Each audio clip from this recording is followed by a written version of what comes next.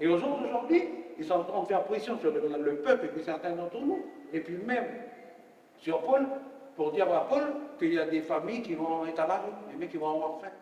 À Wailou, un collectif de soutien au président de la province Nord s'est constitué.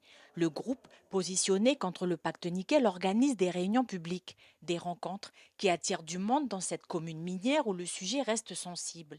Ici, nombreux sont employés dans le secteur. Le maintien ou non d'une activité interroge. De venir écouter un peu les infos, ce qu'ils ont à nous dire, ce qu'il y a à l'intérieur du parc nickel. Et voilà, avoir des infos surtout, quoi. Surtout comprendre qu'est-ce que implique le pacte nickel et comment nous, habitants de ces tribus-là, on se retrouve impactés par la décision qui est prise par nos politiciens. Le collectif multiplie ses rencontres à l'instar du CCAT. Si la cellule de coordination des actions de terrain se bat contre la réforme constitutionnelle, eux sont concentrés sur la filière nickel. Pas toujours évident pour le public de se situer face à ces nombreuses initiatives. Ces mecs-là sont assis dans le bureau, vous dites à eux de venir discuter avec nous. Ils ne discutent pas avec nous maintenant. Là maintenant, vous venez chercher là, des gens pour venir marcher avec vous.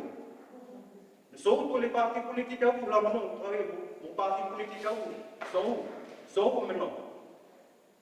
Face à ces remarques, le collectif se revendique apolitique, mais défend bien la doctrine nickel mise en œuvre par Paul Néautine.